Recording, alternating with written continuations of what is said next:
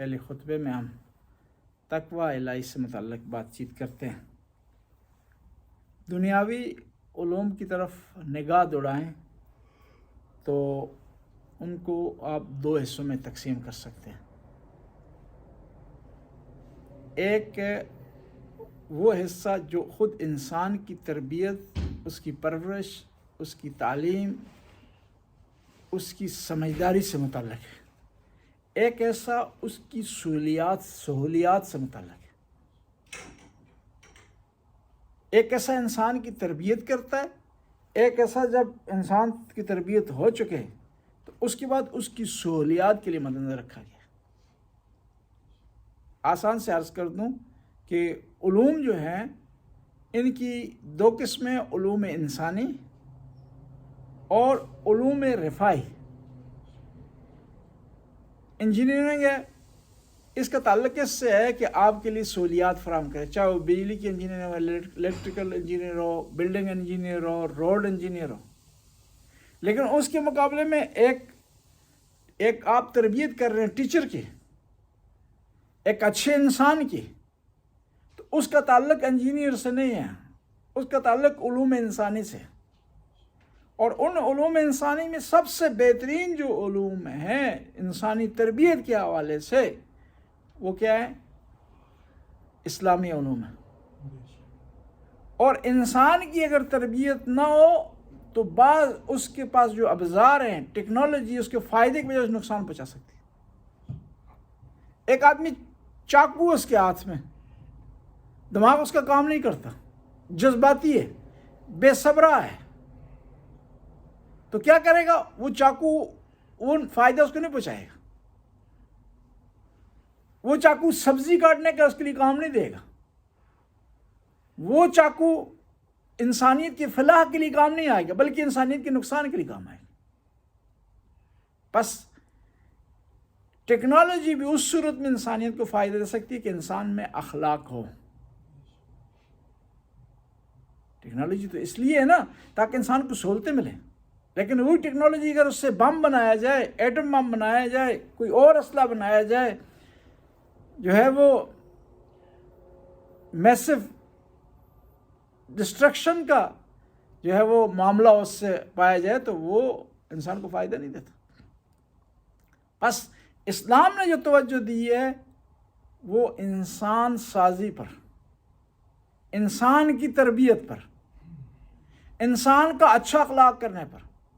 کیونکہ انسان کا جب اخلاق اچھا ہوگا، انسان کی اچھی تربیت ہوگی، تو وہ انسان بہترین زندگی گزار سکتا ہے، وہ انسان اچھی زندگی گزار سکتا ہے، وہ انسان مفید زندگی گزار سکتا ہے۔ اس لیے اسلام کی جو بات سزائیں ہیں نا بڑی سخت ہیں۔ مثلاً کہا گیا ہے کہ جو چور ہے، یہ جو چوری کرتا ہے، دزدی کرتا ہے، اس کا ہاتھ جو ہے وہ پہلے یہ ہے کہ اسلامی حکومت چاہے اس کو کام دے، کام کرنے کے بعد پھر دوبارہ اگر چوری کرتا ہے تو یہاں سے ہاتھ اس کا کٹے گا، پھر چوری کرتا ہے یہاں سے ہاتھ کٹے گا، پھر چوری یہاں سے کرتا ہے یہاں سے ہاتھ کٹے گا، پھر بھی باز نہیں آ رہا تو پھر اسلام کہتا ہے اس کو ہونا ہی نہیں چاہیے معاشرے میں۔ اسلامی معاشرے میں اس کا ہونا مفید نہیں ہے، نقصان دہ، اس کو ہونا ہی نہیں چاہیے اسلامی معاشرے۔ بس اسلام نے جو ہے وہ توجہ دی ہے انسان سازی پر۔ انسان اچھا ہوگا، اچھے برتاؤ والا ہوگا، اچھے والے اخلاق والا ہوگا، تو تب جو ہے یہ ٹیکنالوجی سے فائدہ دے سکتی ہے، تب وہ ٹیکنالوجی سے فائدہ اٹھا سکتا ہے، تب وہ ٹیکنالوجی اس کے لیے اور اس کے ہمسن افراد کے لیے جو ہے فائدہ مند ہو سکتی ہے۔ تو امام حسین نے یہ انسانیت سکھانے کے لیے میدان کربلا کا رخ کیا۔ ایسا نہیں تھا کہ امام حسین کی لوگ نماز نہیں پڑھتے تھے کہ امام حسین نے کہا کہ نماز نہیں، کربلا میں بھی نماز پڑھی، بلکہ انہوں نے کہا کہ جلدی امام حسین علیہ السلام کہ جو ہے وہ معاملہ ختم کرو تاکہ ہم جو ہے وہ نماز پڑھ سکیں۔ روزے وہ رکھتے تھے، نماز وہ پڑھتے تھے، داڑیاں ان کی یہاں تک تھیں، لیکن انسانیت ان میں نہیں تھی۔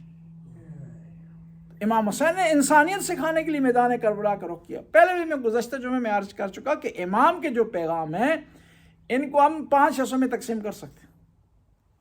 امام کے خطوط ہیں، لیٹرز ہیں، مکتوبات ہیں جو امام نے مختلف علاقوں کے لوگوں کو لکھی۔ دوسرا امام کے خطبے، امام حسین علیہ السلام کے۔ تیسرا امام کی گفتگو ہے، چوتھا امام کی دعائیں ہیں، امام حسین علیہ السلام کی دعائیں، پانچویں جو چیز آپ جو ہے اس کو مد نظر رکھتے تھے، امام کی جو ہے وہ رجز ہیں، امام کے اور امام کے صحابی اصحاب کے رجز ہیں میدان کربلا میں جو انہوں نے اپنا تعارف کروایا. تو وہ جو رجز جو آئمہ کے اصحاب نے پڑھے ہیں ان میں سے رجز ہے کس کا؟ حبیب ابن مظاہر کا. صلوات پڑھیں آج آپ کی خدمت پیش کریں.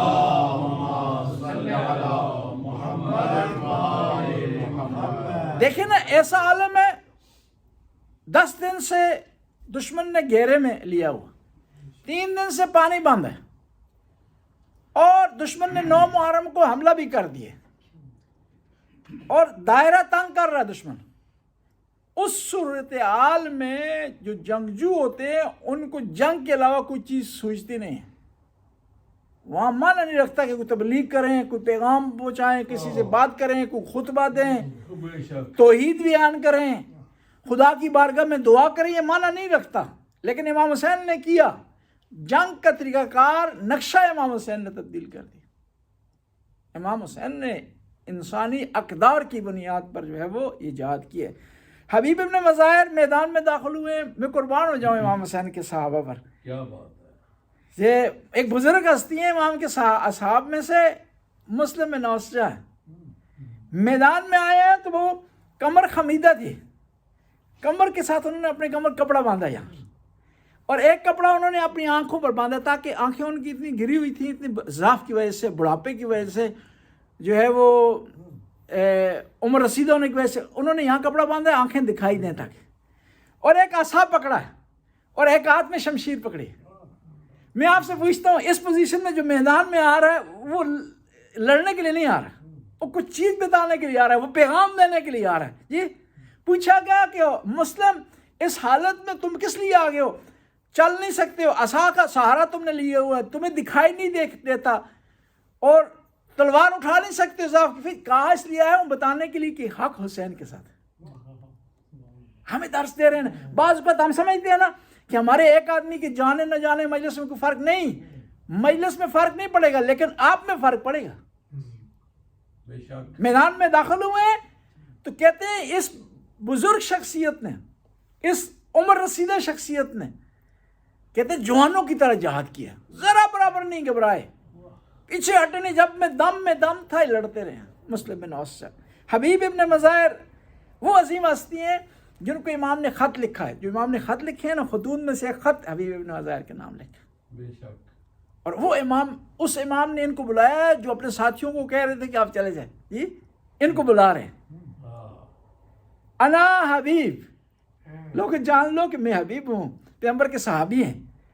وہ ابی مظاہر، جان لو کہ میرے والد کا نام مظاہر ہے.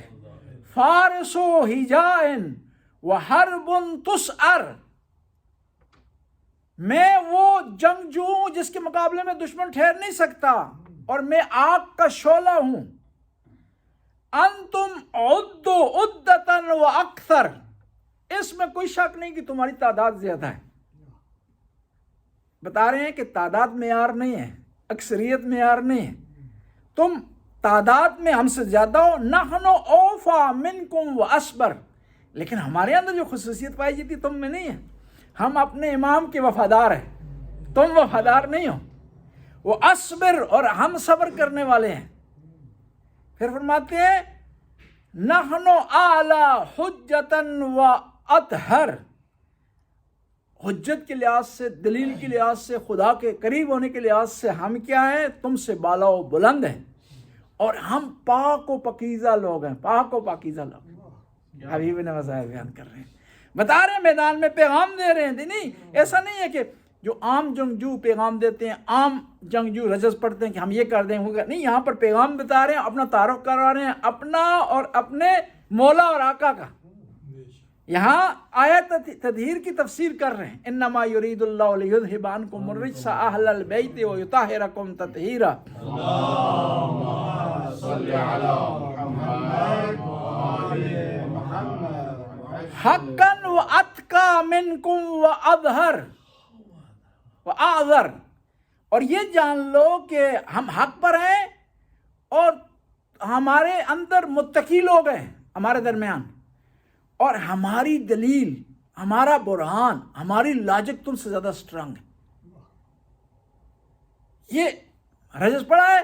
حبیب ابن مظاہر نے جو ہے وہ حملہ کر دیا. کہتے ہیں کہ ان کے بیٹے کو ان کے بعد شہادت نصیب ہوئی، یہ پہلے شہید ہوئے.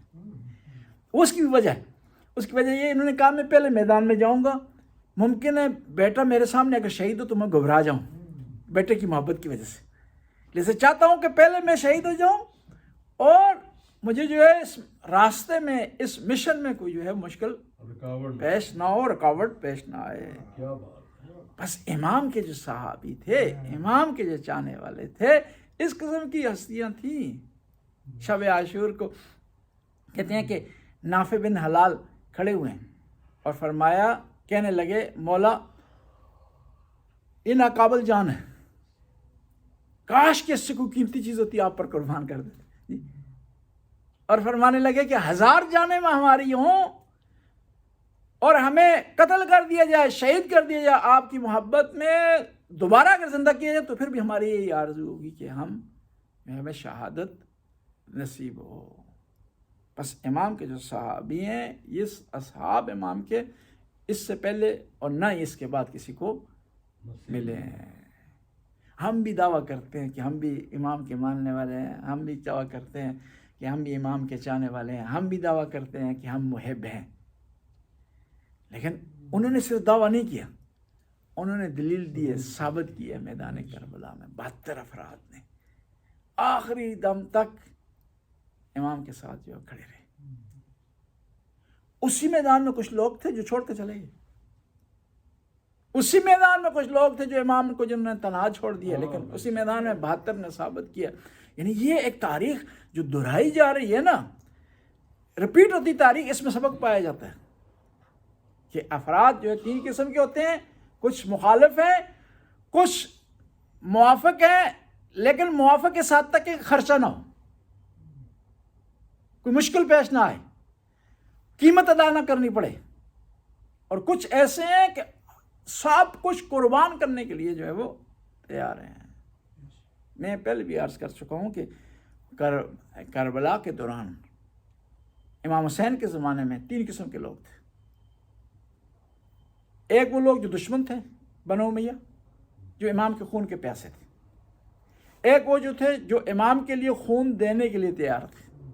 اور تیسرا طبقہ تھا وہ آل بیت کا دشمن نہیں تھا، محبت بھی کرتا تھا لیکن محبت کے لیے خرچہ کرنے کے لیے تیار نہیں تھا. چاہتے تھے، جانتے تھے کہ آپ جو ہے نبی کے نواسے ہیں، آپ فاطمہ کے لال ہیں، آپ علی کے جگر گوشہ ہیں، مقام آپ کا بہت بلند ہے. جانتے تھے کہ پیغمبر نے فرمایا حسین منی وانا من الحسین. جانتے تھے، اس کو درک کرتے تھے کہ پیغمبر نے فرمایا ان الحسن والحسین سیدہ شباب اہل الجنہ وابوہما افضل منہما صلوات اللہ. سب کچھ جانتے تھے لیکن امام کے راستے میں کاروبار چھوڑنے کے لیے تیار نہیں تھے، امام کے راستے میں وطن چھوڑنے کے لیے تیار نہیں تھے، اولاد سے دوری برداشت نہیں کر سکتے تھے. امام حسین جب میدان کربلا میں پڑاؤ آپ کا رہا تو اسی دوران ایک خیمہ لگا عبداللہ جوفی کا، خیمہ لگایا امام حسین کے خیمے کے قریب. امام نے پیغام بھیجا حجاج بن مسروق کے ذریعے، تو یہ آدمی نہیں آیا. پھر امام نے شہزادہ علی اکبر کو بھیجا، اہمیت بڑھا دی نا، یہ نہیں آئے. پھر امام خود پیادل چل کر گئے. میں آپ سے پوچھتا ہوں، امام اس کے پاس اس لیے جا رہے تھے کہ ایک آدمی کا اضافہ ہو جائے؟ نہیں، اضافہ ہو جائے تو کیا کر سکتے؟ 30,000 کا لشکر ہے 72 کے مقابلے میں، یعنی ایک کے مقابلے میں 400 سے اباؤ ہے. ایک آدمی کے مقابلے میں 400. میں ہمیشہ کہا کرتا ہوں یزید تم نے انصاف نہیں کیا، ایک کے مقابلے میں 2 بھیج دیتا، 3 بھیج دیتا، 5 بھیج دیتا، 6 بھیج دیتا. یہ ظلم کیا تم نے کہ ایک کے مقابلے میں 400. 10 آدمی ایک آدمی کو گھیر لینا گھبرا جاتا ہے، لیکن میرے امام حسین کے اصحاب ذرا برابر نہیں گھبرائے. 400 کے مقابلے میں ایک آیا میدان میں اور آخر دم تک لڑتا. یہ عبداللہ جوفی امام حسین خود اس کے پاس چل کر گئے، کہا کہ تو جانتا ہے میں کون ہوں؟ اس نے کہا جانتا ہوں، آپ نواسہ رسول ہیں، آپ فاطمہ کے لال ہیں، جنت کے جوانوں کے سردار ہیں، آپ کے بارے میں پیغمبر نے ارشاد فرمایا ہے کہ حسین مجھ سے، میں حسین سے ہوں۔ کہا تو سب کچھ جانتا ہے تو آپ میرا ساتھ دے، میری مدد کر۔ کہنے لگا نہیں، میں ساتھ نہیں دے سکتا ہوں، میں تو آپ کی وجہ سے یہاں ہوں، میں نے سنا تھا کوفہ آپ آ رہے ہیں، تو میں اس لیے وہاں سے نکل آیا کہ آپ کے ساتھ میرا آمنا سامنا نہ ہو، تو آپ یہاں بھی میرے پیچھے آ گئے ہیں۔ یعنی دیکھیں نا اس مشکل وقت میں یہ آدمی کس طرح ہے، اس کی بیہیویئر کیا ہے امام حسین سے۔ اس نے کہا نہیں آ سکتا ہوں۔ کہنے لگا آپ اصرار کر رہے ہیں تو یہ میرا گھوڑا اور یہ میری تلوار لے جائے۔ امام نے کہا اگر نہیں آنا چاہتا تو مجھے تیرے گھوڑے اور تلوار کی ضرورت نہیں ہے۔